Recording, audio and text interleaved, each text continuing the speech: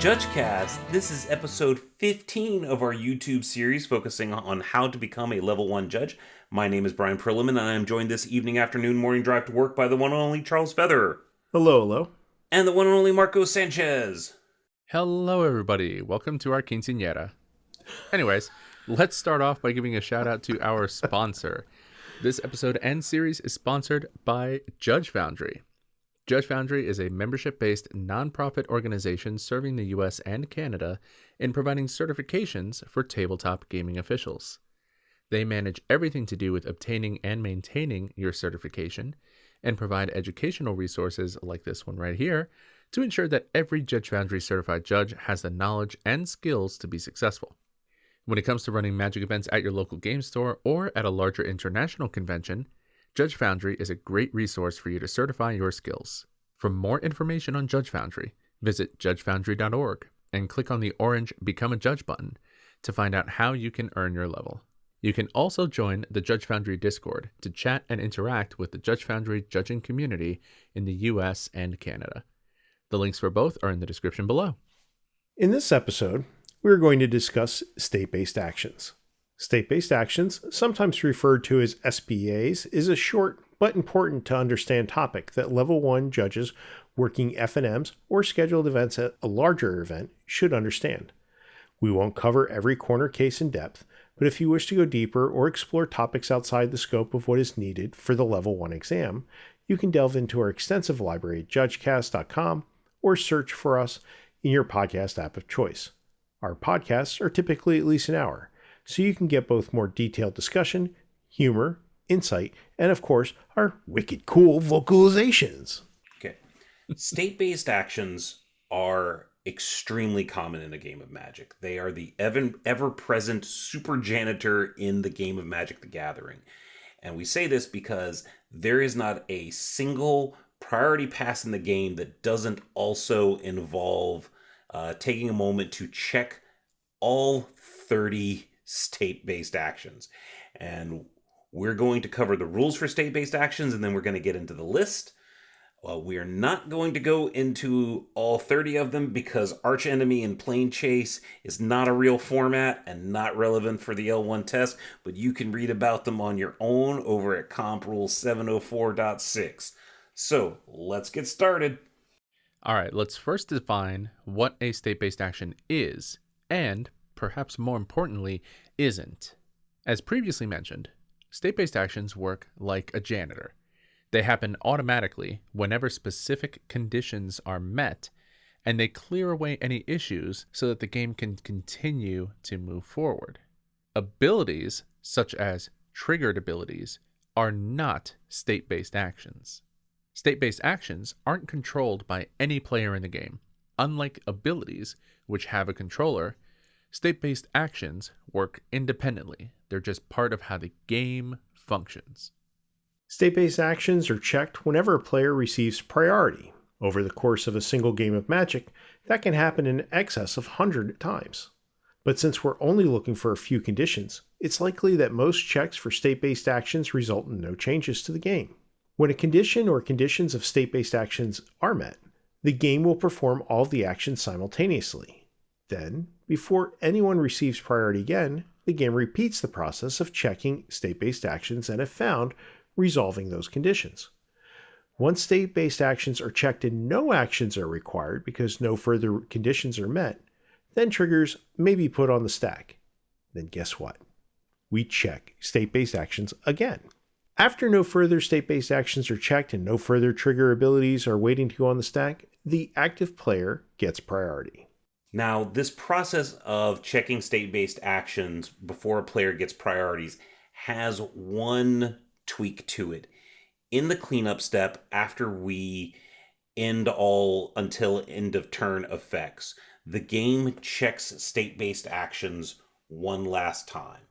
And then, if no state-based actions are done and no triggered abilities are waiting to be put on the stack, then no player gets priority and the turn just ends. In the episode about triggers, we mentioned that triggered abilities can trigger in the middle of resolving a spell or ability.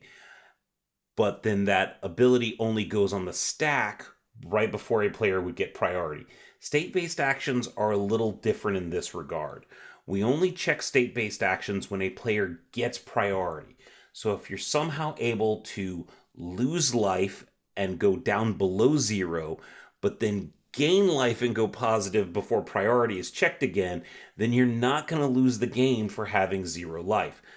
Okay, we only check those state-based actions at those very concrete points in time, and we don't care what happened in between. All right. So now that we have an understanding of how they work, let's start churning through the list. The first 3 state-based actions are related to winning the game, or more specifically, how one loses the game.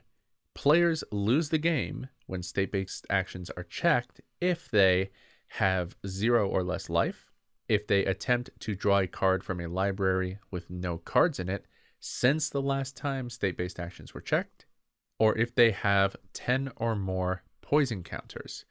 Don't worry, we'll talk about Two-Headed Giant a little later. For now, we're talking 1v1.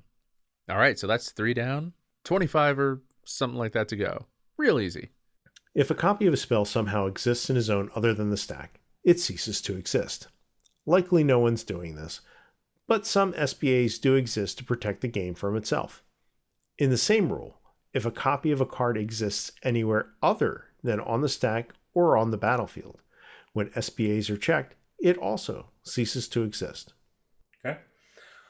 When a creature's toughness is 0 or less, it's just put into the owner's graveyard. Okay, regeneration can't replace this event from happening because this is not a destruction effect. It is not dying because of damage. When the damage marked on a creature is greater than or equal to its toughness, which should be greater than 0 as per the previous state-based action, the creature has received what is known as lethal damage and is destroyed. Now, regeneration can replace this event, though. If a creature's toughness is greater than 0 and has been dealt damage by a source, now that can be a creature or a spell, but any source with death touch, then the creature has received lethal damage and is destroyed. Again, regeneration can replace this event. All right. A quick aside here is there is another rule about how to handle if multiple state-based actions would have the same result at the same time. Okay, and how a single replacement effect will replace both of them. So for example, if my bear cub is blocking a 5/5 with death touch, then I've got 2 state-based actions that are going to try and destroy it. One because it's dealt more damage than its toughness, and the other is that it's been dealt damage, at least 1 damage by a source with death touch. Okay, in that particular case, a single regenerate will replace both destruction effects from the state-based actions. If a planeswalker has 0 loyalty, it is sent to the graveyard. You don't pass go, you don't collect $200, it just exits stage right. The next one is one of the best known SBAs and has changed over the years. It's called the Legend Rule. How it currently works is if 2 or more creatures are controlled by the same player, have the same exact name, and both have the same legendary super type. The player chooses one, and the rest are sent to the graveyard.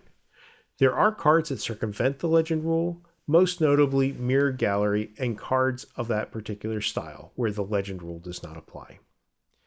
We're not going to talk about the World Rule, but mentioning it exists should suffice. It's not on the test. So we've talked about taking creatures off the battlefield. We've talked about planeswalkers coming off the battlefield. Now we're going to talk about auras. So auras attached illegally to an object or player, or those that have become unattached, maybe because of the creature they were enchanting dies and they're just kind of hanging out there. Those go to the graveyard. Auras can become illegally attached when a player or creature gains protection from the color identity of the aura. So for example, if you have a white enchantment on a creature that gains protection from white, the aura is going to fall off as a state-based action. Equipment and fortifications, all two of them, that are attached to a illegal permanent, they just become unattached. They don't go to the graveyard or anything like that. They just remain on the battlefield. To illustrate the point that state-based actions exist to make sure that the game, or to correct any situations where the game might get into a weird state, there is a state-based action that says if a battle or creature is attached to a player or object, it becomes unattached and remains on the battlefield. Okay? So similarly, if any non-battle, non-creature that's neither an aura, equipment, or fortification is attached to an object or player, it becomes unattached. So what this state-based action is somehow, if you get something that shouldn't be attached to a thing, it stops being attached to the thing. All right? And that's got to be a state-based actions because players sometimes just want to do weird things. True story. All right. Next up, we're going to talk about some counters. Permanents can end up with a mix of +1/+1 and -1/-1 counters on them. If this happens, N +1/+1 and N -1/-1 counters are removed from the permanent, with N being the smallest number of either counter. So if you have 5 +1/+1 counters and 2 -1/-1 counters, the permanent will end up with a total of 3 +1/+1 counters when state-based actions are checked, because the other two have gone poof like matter and antimatter and cancel each other out. If there's an ability on a permanent that limits the total number of a total type of counter it is allowed to have, and that amount is exceeded, state-based actions will remove the excess counters. This almost never happens, but it is definitely a thing, and who knows what's coming up in the next set. And finally, sagas have lore counters that require a state-based action for cleanup. Now, if a saga with chapter abilities has lore counters on it, or a number of lore counters on it, that are equal to or more than the number of chapters of the saga, and it doesn't have a triggered ability that triggered from a chapter ability on the stack and it hasn't left the stack, then that saga's controller sacrifices it. The next batch of SBAs are more recent and were developed to help make new concepts work well within the game. The first is for dungeon cards. When a player's venture marker is on the bottommost room, which is the last room, of a dungeon card, and isn't there because of a room ability that is triggered but has not left the stack, then the dungeon card's owner removes it from the game. This sounds a lot like lore counters on saga cards, doesn't it? Space Sculptor. Space Sculptor. This one is for the Space Jace fans out there. If a permanent with Space Sculptors on the battlefield at the same time as creatures without a sector designation, then players that control creatures but not a Space Sculptor choose sector designations for their creatures. This process is repeated until all creatures have a sector designation. All right. Next up, we've had creatures with 0 toughness go to the graveyard, planeswalkers with 0 loyalty. Now we've got battles with a defense of 0, and currently isn't the source of an ability that is triggered but not yet left the stack, are put into the owner's graveyard. Okay? If a battle doesn't have a protector designated and there are no creatures currently attacking it, then the battle's owner chooses a player to be its protector based on any of the restrictions based on its battle type. If no player can be selected this way, the battle goes to its owner's graveyard. All right. Now, if a Siege's controller, which is a subtype of battle, but if a Siege's controller is also its protector, which is a no-no, that player chooses an opponent to become the new protector. And if no opponent can be chosen as the new protector, then the battle goes to its owner's graveyard. If a permanent has multiple roles attached to it, all but the most recent one are sent to its owner's graveyard. This state-based action is guaranteed to trigger a second round of state-based actions, as the game needs to then remove the role from the graveyard because, well, rolls are tokens and they can't exist in the graveyard. And race fans, are you ready? When a player controls a permanent with Start Your Engines, and that player has no speed, the player's speed becomes 1. Okay. That's the end, more or less, for the typical, usual state-based actions that you're going to encounter in the scenarios where you're typically going to be judging. I find it ironic that we ended with Start Your Engines. That is pretty funny. So now we're going to cover a few of the multiplayer state-based actions. Note, we will still be excluding any mention of plane chase or arch enemy, as those absolutely will not be on the level 1 test. But again, we do encourage you to read more through section 704.6 of the comprehensive rules to make sure you're super thorough whenever you get a moment. So in a regular 1v1 game of Magic, if either player has their life total reduced to 0, then they lose. In Two-Headed Giant, if a team has their life total reduced to 0, then that team loses the game. So this one just calls out the difference in language between a player and a team of players. For Two-Headed Giant, and only Two-Headed Giant, your team loses if they have 15 or more poison counters. Why doesn't this apply in Commander and other formats? I don't know. Don't ask me. Ask your dad. In a Commander game, if a player is dealt 21 or more combat damage from the same commander over the course of a game, that person loses the game. Also, in a Commander game, if a player's commander is put into a graveyard or exile, that player may put the commander into their command zone. Please note that the rule is to return a commander to the command zone from the library or hand is different and is a replacement effect, not an SBA. So it isn't mentioned here as, other than a matter of bookkeeping for you. All right. And then one last thing that we want to talk about is if a state-based action results in a permanent leaving the battlefield, okay, at the same time as other state-based actions were performed, we're going to use this thing called last known information to determine what the permanent looked like before any of those state-based actions were performed.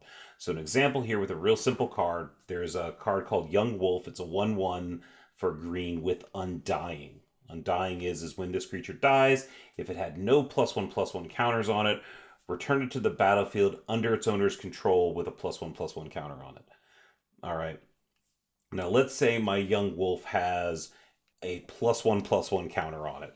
Okay, so it's functionally a 2/2. And then it gets hit with an ability that gives it 3 -1/-1 counters. All right. So, state-based actions, I have a 2/2 creature that's given -3/-3. So it is a -1/-1. And we also have, there's a state-based action that says, hey, my toughness is less than 0. I'm going to go to the graveyard. Also, I have a state-based action that says I've got +1/+1 counters and -1/-1 counters, and they need to explode each other. All right. Because state-based actions are resolved at the exact same time, I go from a state where I have a Young Wolf on the battlefield with a total of 4 counters on it, 3 -1/-1s and 1 +1/+1, to a Young Wolf in the graveyard. Okay? The game looks back for Undying as it existed on the battlefield before the state-based actions were checked. And when state-based actions started to be checked, it had a +1/+1 counter on it. Okay, so Undying would not trigger. Even though you would say, but the counters should explode each other. Womp womp.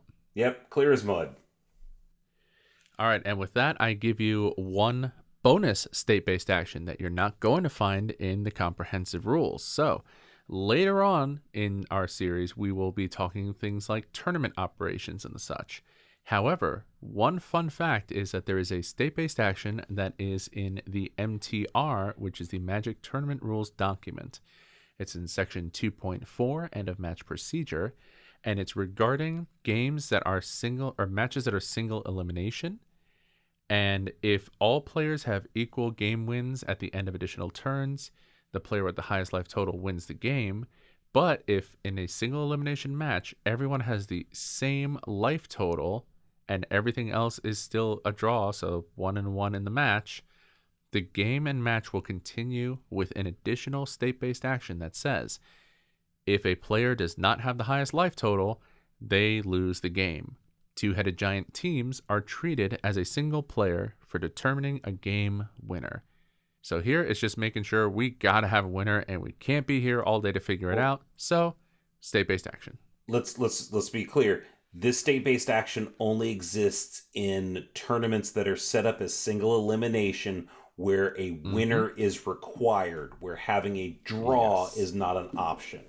Correct. If you're in a single elimination match where you absolutely 100% have to have somebody win, this is where you can pull out that state-based action. It's a secret state-based action. It's not for everybody. It's just for the single elimination players. All right. And that is all of the state-based actions that are relevant for your test, and maybe one or two that aren't. But please feel free to dive deeper into this. As you can see, there's a lot of nuance with this. So definitely feel free to dive deeper into the comprehensive rules. Check out our new release notes episodes for any upcoming sets, because it seems that we keep just adding state-based actions to our list every new set. So you never know what's coming down the road.